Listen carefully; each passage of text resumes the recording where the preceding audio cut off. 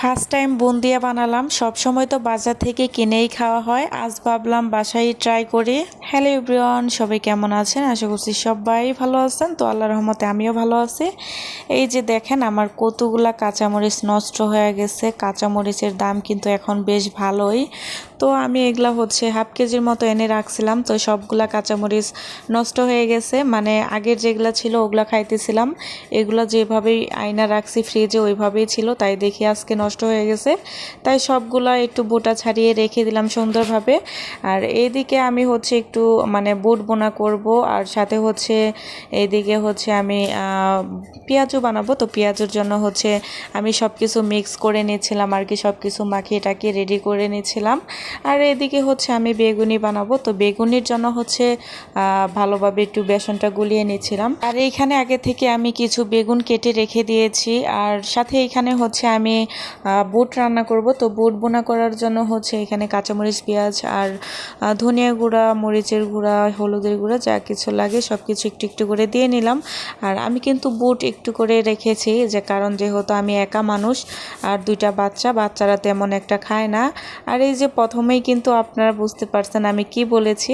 আমি কিন্তু আজকে ফার্স্ট টাইম বুন্দিয়া বানালাম, মানে আমি কখনো বানাই নাই, তবে আজকে ট্রাই করলাম।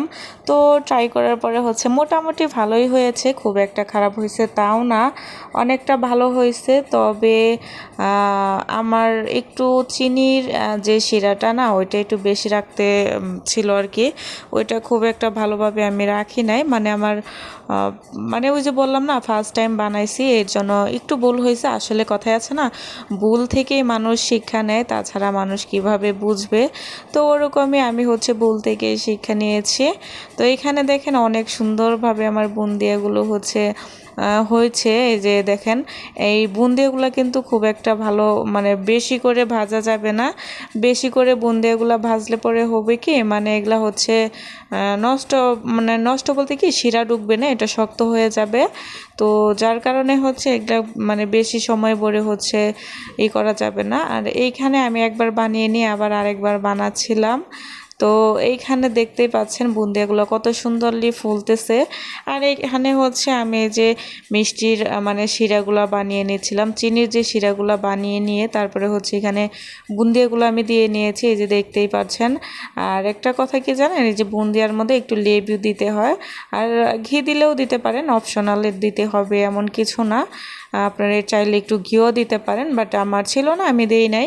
আর এইদিকে আমার দেখেন বুন্দিয়া বানানোটা কিন্তু ডান, তবে একটু শিরাটা একটু বেশি দেওয়া লাগছিল, আমি আর কি কম দিছিলাম। তো ভিডিওটা এই পর্যন্ত, সবাই ভালো থাকবেন, আল্লাহ হাফেজ।